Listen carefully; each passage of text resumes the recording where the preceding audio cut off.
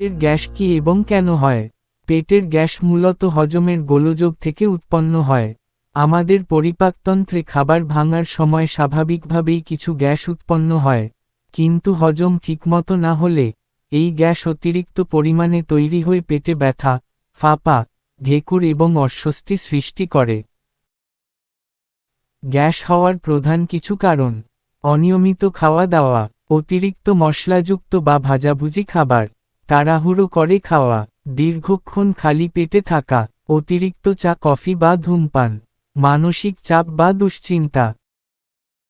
ঘরোয়া প্রতিকার: গ্যাস কমাতে কয়েকটি পরীক্ষিত ঘরোয়া উপায়। আদা ও লেবুর রস।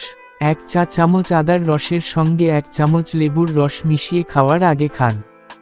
জিরা ও মেথি ভেজানো পানি। রাতে 1 গ্লাস পানিতে জিরা ও মেথি ভিজিয়ে রেখে সকালে সেই পানি খেলে গ্যাস অনেকটা কমে।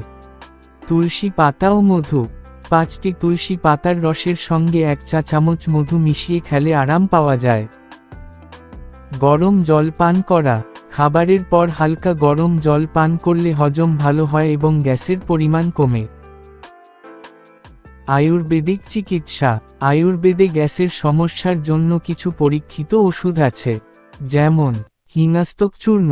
খাওয়ার পরে আধা চা চামচ গরম জলের সঙ্গে মিশিয়ে খেলে হজম ভালো হয়। অবিপত্তিকর লৌহ। এটি হজম বাড়ায় এবং গ্যাস প্রতিরোধ করে। ত্রিফলা চূর্ণ।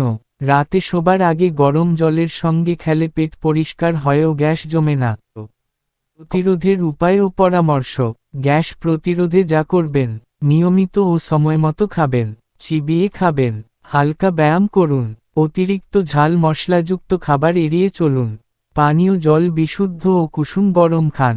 এছাড়া মানসিক শান্তি বজায় রাখা খুবই গুরুত্বপূর্ণ, কারণ স্ট্রেস ও চিন্তা হজমে প্রভাব ফেলে। আজকের ভিডিওতে আমরা জানলাম, পেটের গ্যাস একটি সাধারণ সমস্যা হলেও সময়মতো ও সঠিকভাবে প্রতিকার না করলে এটি বড় আকার নিতে পারে।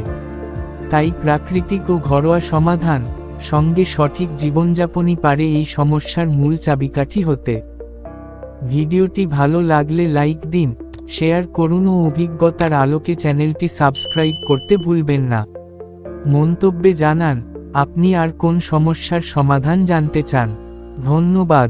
সুস্থ থাকুন, আনন্দে থাকুন।